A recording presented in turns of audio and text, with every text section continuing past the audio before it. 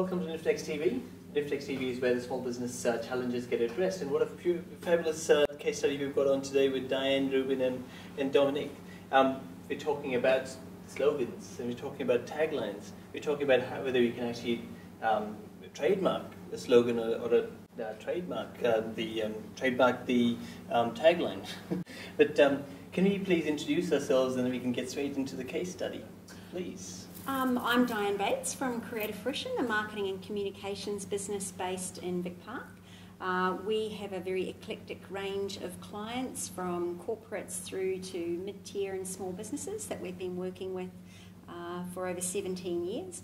And with them comes a very eclectic range of work that they're required, everything from branding, press ads, brochures, flyers, newsletters, social media, newsletters, etc. So everything that a small, medium corporate business might need.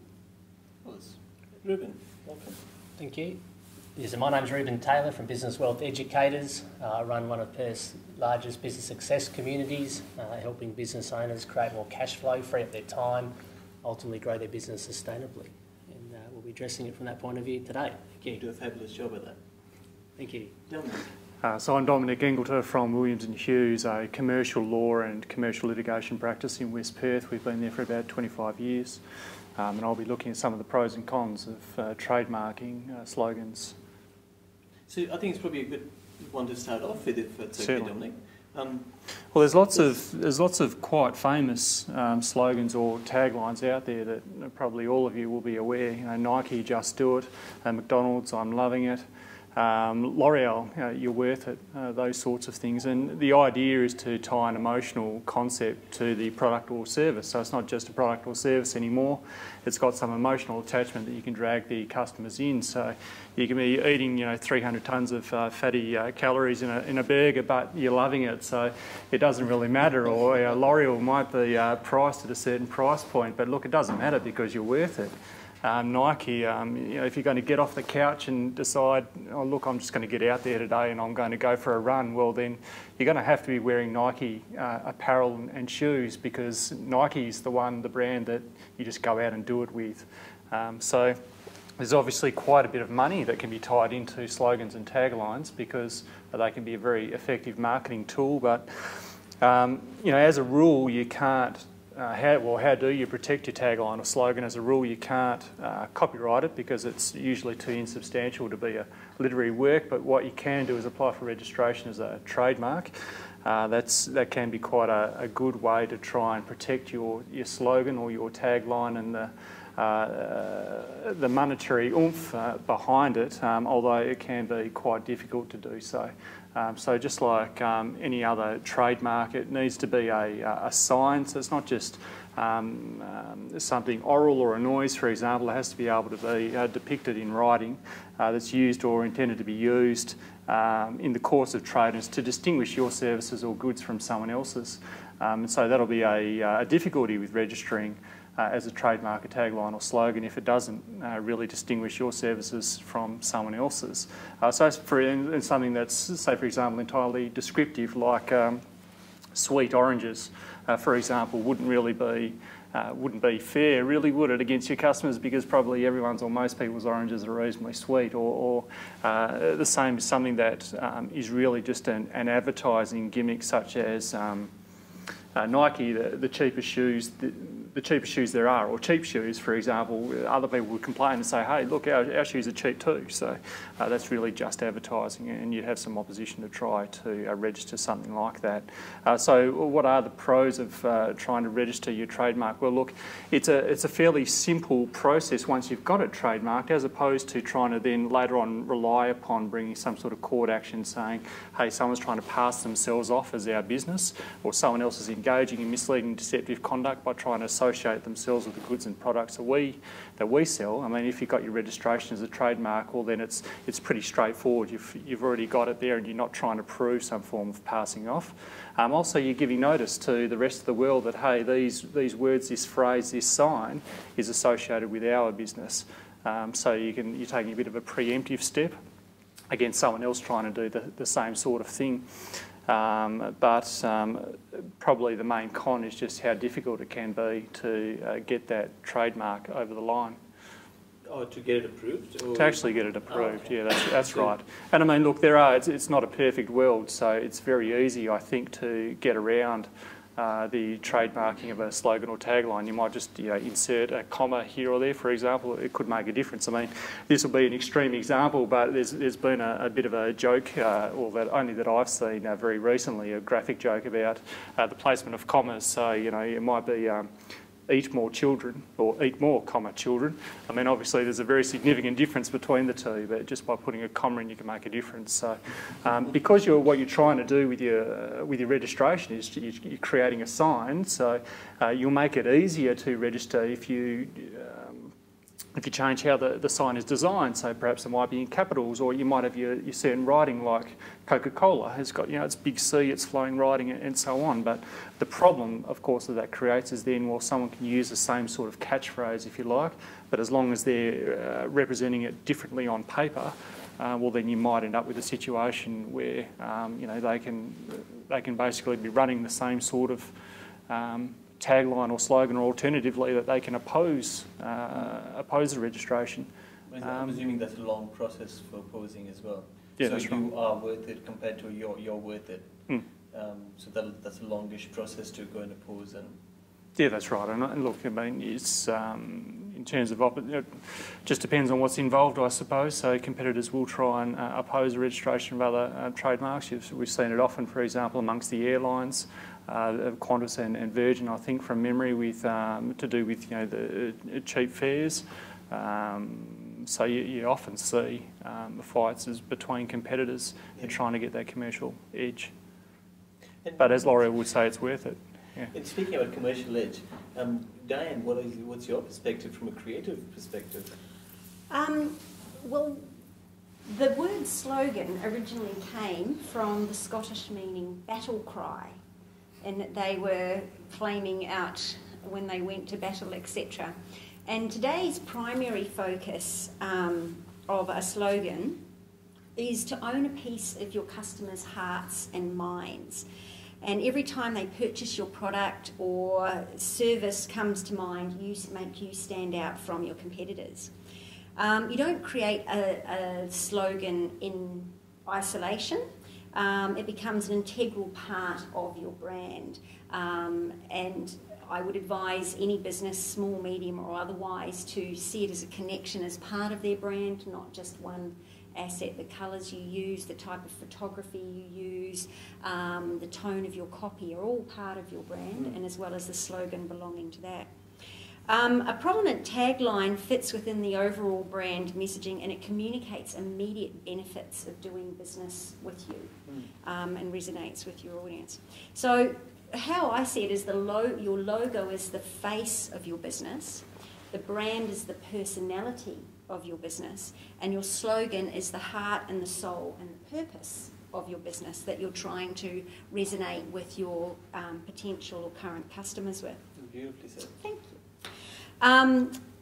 So it's your mission, it's your promise, it's your brand, and it's all wrapped up into one succinct little line, very short, sharp, memorable, and benefit-driven, and used in marketing. That's an expression of your purpose and what they will remember when they're doing business with you. You sort of have to live the dream as well, particularly if you're putting out, if Nike's putting out Just Do It, then they have to be seen to be doing it as well. Think of it as an extremely abridged version of your 60-second pitch that you do, that reveals your brand personality, and is usually used in conjunction with the logo or campaign that makes it believable. And it's a clear message about the most important benefits that you offer your customers. So how important is it to have that tagline close to the logo and those sort of things with the visual side of things? Like, for example, if I had to use Nifnix as an example, we've got Nifnix, and it doesn't mean anything to anyone, generally speaking, who doesn't relate to what we do or already understands what we do. But we have our tagline, which is smaller businesses, big opportunities, right under it. So We've got that right under the logo. So when creating a strapline, a logo, a tagline, whatever you want to call it, one of the core things that you need to start with is identifying your target market and really having an understanding of where they are, what the potential problems that they're facing, and the solution that you have to their problems, and the benefits of doing business with you. So all too often I think business owners get caught up in the excitement of their own business, and they're seeing it from their perspective, not the service or their customers that they are providing service to. So where it's positioned is quite secondary, whilst it's important, but I think before you've even got to, is it sideways, on an angle, in a script, or what font it is, etc., getting those core foundations of the actual meaning and the essence and the why you're actually using a strapline at all is very important. The delivery of your slogan needs to connect with the rest of your brand is the choice of photography that you have, the colours, the type of paper stock you're using, all those sorts of things, and how that logo is delivered, the strapline is delivered will very much support, as I say, the rest of your brand vision, etc. that you've got. And one of the things that I see with a lot of clients, they go to great lengths to create, register, trademark a positioning line, and then it's hidden on the back page somewhere, or it's so tiny it hasn't been thought about how it's going to work with the lockup of the logo. So when a logo's a fairly small size, you can't even read it. Yeah. So if you've been very passionate about it and you've got a great slogan that really resonates, don't be afraid to heavily promote it. Just do it. The late Steve Jobs said, if you've baked a really lovely cake and then you've used dog shit for the icing, I quote, the cake Steve is referring to is your business. The shit Steve is referring to is the minimal attention often given to the marketing touch base points of your business, including the slogan. So what I recommend above all, unless it's your area of expertise, is obviously to seek professional advice if it's not your area of expertise, and nail not only your slogan but your brand and your marketing in general as a cohesive approach. Yeah. I mean, speaking of putting the tagline or strapline, as you call it, I've never actually heard of it as strapline, but it's putting the strapline somewhere at the back card. Yeah. Boils down to the return on investment. And I think Ruben's had several clients that he's worked with. Ruben, could you sort of elaborate on that, and from return on investment and taking that to the next level from a business point of view? Yes, absolutely. So I'm a big believer that all marketing needs to produce a return of investment. I'm certainly won't lead with brand, but also believe that brand is a critical part of a business's image in the community, and everything's your brand. From the way the phone's answered to what's on the website to uniforms, how you present, how you show up, that gets associated with your business. And so having a professional logo, having a professional thing is important. If you get some flyers which are photocopied and done on the home printer or something like that, that's going to say, well, what's this company like versus something more professional. So I think the key thing when building the brand is what's unique about the business and how do you communicate that versus your competition, and identifying that to me is the first step. What are those key points of difference? What do you want to be known for? Work with the fruit and veg wholesaler, and they said, well, we want to compete on quality, we're not going to be the cheapest. A lot of our competitors are competing on price. We've got the cheapest fruit and veg to sell in. And the tagline, which evolved, wasn't one of the first things we developed, but we developed what does the brand stand for, what does the business stand for, but then they captured that, the essence of that, which was excellence from farm gate to plate.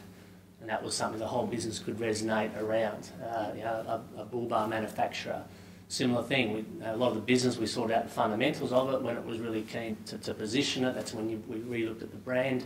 That was an interesting case though, because many businesses don't look at that enough. Their brand is actually getting older and perhaps not relevant in the current market, and that's something to look at. And I remember those guys, it was definitely time for a refresh. It was definitely something out of the 70s, 80s. Part of that we developed, we worked with a marketing person to help develop that tagline, which was drive with confidence. Again, emotional benefit like you were touching on there, and to really resonate with the market. So I think the important thing is did they trademark that? So just take that bull bar. We've actually trademarked that, and interesting, there was a company, I think it was in Ireland, a ballooning company, who had a similar name as they did the worldwide research and things that you probably know a lot more than me about and they had to basically show that they were in operation before they do it, and now have claims to that. Now, the interesting thing, and I wanted to raise this point, not specifically around brand, but the intellectual property in business, because one of the reasons why we really tightened up the intellectual property in that business is we're starting to manufacture overseas, look at distribution overseas, and so all of a sudden it wasn't so much about that local market and local product and local customers. What we're actually taking to the market was the intellectual property. Now, I've had a couple of clients where they're looking to do international distribution and really shifting their business model. And I think not enough businesses actually look at the value they have in their IP that then can be translated into profit and into a whole different business model and go beyond current markets once you've got something that works. Whether it's someone like myself and building my online business school, or clients who are now manufacturing overseas and taking that IP into new markets, and people are paying for that, which is quite exciting for them and me.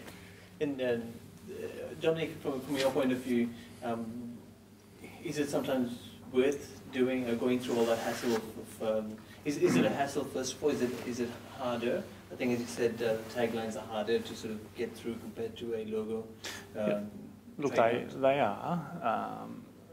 They are, because it's harder can be harder to distinguish what you're selling to what someone else is selling, because you're not necessarily running off your name and what you're doing in your local area. It's normally a fairly generic sort of statement. I mean, something like "just do it," for example, or "I'm loving it" is normally reasonably generic and not particularly descriptive necessarily. So, I mean, it's easier, I suppose, if you've put that slogan or tagline out in the market and saturated the market with it initially, so that it becomes associated with your trade or with your business prior to then trying to register a trademark. So, in some cases, when you're putting you've already been doing business, and then you're trying to register something later, for example, before you go to an overseas market. Well, then that might be a bit easier because you've already got a reputation that's been built up. But look, at all times, it's always worth trying to register. Well, any sort of competitive advantage, which this is always worthwhile trying to go through the process, registering if you can, and go to an expert to speak about those sorts of things as early as you can. I'm assuming it's a whole new kettle of fish when you're talking about international markets, and rather than just registering it in Australia. So, and I think part of that is domains is a big one, which I encourage people to grab domains that are your domains, the .coms, the other ones, and similar spellings, or just grab a few to hold that real estate, if you like, in there. What I'm recommending to clients, particularly with startups and new businesses, is back in the day you would jump on board and check with the various government departments about registering a business name. Where I'm suggesting they go just straight to start with is to see if they can get the domain names first, then check if they can register them with the local authorities here, because there's nothing stopping somebody anywhere around the world snafuing up the names. It's probably a good point to even getting the tagline.com. Yep. So it probably works better for the SEO and everything else, I guess. It runs with everything, doesn't it? I mean, it's getting your domain names, getting your emails, getting your even your company name. If you're operating through a corporate structure, you might end up registering a company that's got whatever your trademark name might be in it, just to make sure that no one else is coming along and starting up their own company with your trademark name and then saying, well, hang on, this is actually our name, so we should be entitled to use this trademark. That sort of stuff. You really do have to cast your mind wide, I suppose, and in advance try and think about what can we do to protect what that intellectual property that may one day have some value. And if you do come across, if a small business owner does come across a situation where someone else has taken their tagline, so to speak, what would they be doing as a first step to help? Well, go and see someone, obviously, and discuss it with them. But I mean, ordinarily, there's letters of demand, to cease and desist, and depends on the exact nature of what's happened, as to how you go about it and what sort of result you end up with. But sometimes we find situations where a commercial resolution is involved, and let's say, for example, there's your trademark happens to be embodied in someone else's company name, or you might have a commercial resolution where you effectively buy the company from them. If it might just be a small empty shell of a company or something like that. I've seen that before with some auto traders that have done that. But yeah, generally it's just a cease and desist and set out all the reasons as to why you were there first. You have to have a look at your market and the geography, and there's a few things to consider. Okay. And just on that, I've had the opposite example where there's small business want to associate some bigger brands with their company, or they might stock some certain brands or fit products for a certain type of vehicle or something like that. And so they'll just put their logo up on my website without that permission, and they've been asked to not use that. So if you are going to be using other people's brands, often get their permission, because it can, they got away with a letter and a small fine, but other cases may not in that way. So it's happening more and more with using images on social media, just grabbing it off Google searches, so that's getting tighter as well. Been noticing? Yeah, that's right. It's going to be more of a problem as we go further in the digital age. You're seeing it, as you say, I mean, people's Facebook photos, Instagram, all sorts of things just get pulled off the web and used for other people's purposes. And do you see that happening in Perth as well, a fair bit? Look, we do. I haven't seen much litigation around it at the moment. Most of the stuff, or the couple of incidences that I've seen, have been resolved through discussions. Okay. But yeah, certainly I think it's going to become more of an issue. Recently there was a Katy Perry issue with the name with Katy Perry America versus the one in Sydney. I think the Katy Perry Sydney, who's in Perth now, actually ended up winning. Right. So it was a quite interesting case. I ended up interviewing her the other day. But the overseas one or the local one? No, the local one. I would love to. But is there anything that you want to say before we go to Q&A? I was just going to say, I think a slogan, strapline, tagline can often be diminished in how sort of critical it is as part of a campaign. Recently we rebranded Slumber King and created a positioning line for them, a better night's sleep for a great day ahead. And it's part of a whole campaign where through all their marketing that solution is delivered, if you know what I mean. So it sort of underpins the whole ethos of the business and the products that they make and their service delivery, etc. And I guess when you look at a lot of those key corporate brands around the world, it's sort of really dictating that level of business that you're doing as a standard sort of benchmark of how you do business. So it's a great reinforcement of... Well, from a visual point of view, whereabouts are they using that tagline? It seems to be a longish one. It is quite a long one. It basically, because the new brand was quite new and quite a significant shift from where they were, it's used up pretty significantly up front because it's such a strong message. Yeah. As the brand develops over time, it may become a little bit more of a secondary positioning statement. It's a strong one, though. Yes, it's a strong one. But it's connected with the style of photography, it's connected with all the rest of the messaging and headlines and everything. It all ties in, which I think is important, again, that it all, again, coming back to just do it, it all lives and breathes the ethos of the business. Rueben, did you have to add anything to it? Not at this stage. Happy to go to questions. Good. Same for you, Dominique. Do you have any questions from the audience? Okay, Jeff does. Small business startups, I don't have, and most people in startups don't have throw at trademarking registration. All of the essential protection issues around trademarking and registration, and even to hire someone like Diann, it's a very low priority for a startup for me to go even into branding at that early stage. So what do you recommend as far as, I mean, do you say, look, get this done straight away, or like what's the standard advice to someone starting up? Where do we have to get to before this becomes an issue? Are there trigger points or things that I should be aware of?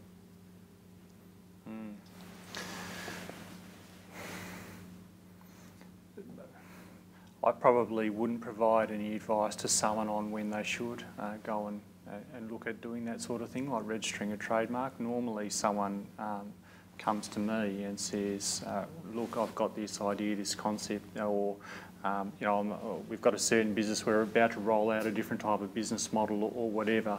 I see a lot of value in it. I'm concerned about competitors out there, you know, and what can I do? So they're already in a position where they're thinking financially about spending some money and going through these things. Probably a couple of comments I'd make. One is that, look, if you don't register your slagline, tagline, slogan, or whatever. Slagline, that might be for some particular industries, I don't know.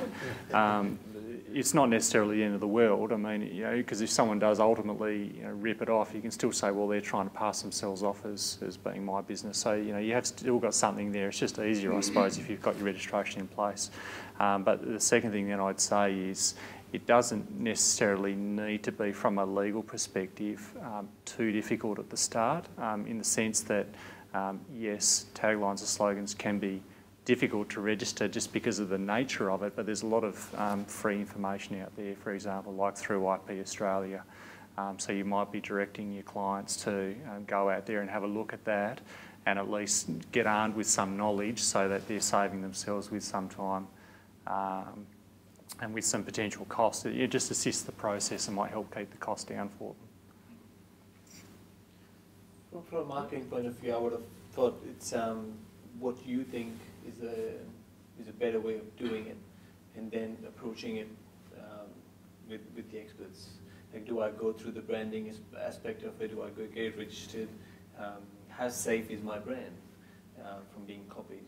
That's what I would have done. But I also registered Next because I just felt it's a cool name. I think with a lot of small businesses branding, it's always a bit of an evolution. Even when you get to big businesses, it's an evolution over time where they reach a point where they know they have to refresh their branding and it's become old and dated. But I guess any business, it's an investment, and if branding wasn't so important, people wouldn't do it, and you wouldn't see big business investing in it and obviously realising the importance of it. And certainly it can make the journey for a small business so much easier if they are able to nail a appropriate and competitive brand in the market that resonates with their target, you know, respective target audiences, etc. And I think mostly it's just setting a degree of professionalism that's generally lacks in a startup business, and with that, just right there just becomes a lack of trust, that people who are paying money for your service don't know if they can trust you, if they're actually going to get the goods delivered. But a solid brand will help solidify that. Yeah, I mean, just thinking about it, there's some things you probably want to latch onto straight away. They might be things like domain names, you know, email addresses and so on. Other things like a slogan or tagline, look, maybe you can develop it in your market for a while, get it out there before you get too concerned about losing that intellectual property. So, got another question? Well, maybe. Yes, sir. So we were a company at the moment, and we just came up with a tagline for their business, or what do you call it? Strapline, tagline, slogan. And they're looking at an exit strategy, and they're not a big business, but you know, they're looking at selling the business and the name and all the rest of it. So clearly, that's a place where we go register the. Yes. There's a high need there for an exit strategy to actually register the what's it called, the logo and the tagline. Yeah, look, oh, that's right, because, yeah, I mean, look... I hadn't even thought about, but he's talking about selling in 5 years' time. Yeah, and look, a lot of people, as a purchaser of the business, if that's what's going to happen, might not even really be thinking about that. Oh, is that tagline registered or not? But look, certainly if you can tick that box, yeah, it might be adding value. Yeah, I don't think it won't hurt in terms of return on investment. If it's registered, we can say it's registered, therefore it's worth this much. That's right. And I mean, you've always got the risk, I suppose, when you're putting the business out to the market, that you're possibly putting it out to competitors that might be interested in purchasing it. And they might say, geez, that's a great tagline. Oh, it's not registered. Oh, let's steal that. Obviously, then you'll have your fight saying, hey, for the last 5 years, that's been the mark of our business. But if you can avoid that through registration, why not? I've worked with hundreds of SME clients over the 17 years my business has been in operation. And clearly working with their brand, you think you'd be pretty much up with whether it's registered or not, and I would pretty much say close to 99% of them are not registered. Until you start getting into sort of key corporate clients, the vast majority are not registered at all. The trademarked? Not trademarked. Yeah. Yeah, so not registered as business names, yeah. yes, but not trademarked. Brilliant. Any more questions at all? No? Thank you, ladies and gentlemen. It's a good topic to discuss, and I think we've answered all of the questions for small business owners out there. So thank you, Dominique, Rueben, Diann. Thank you, the audience. Thank you. Thank you. Thank you.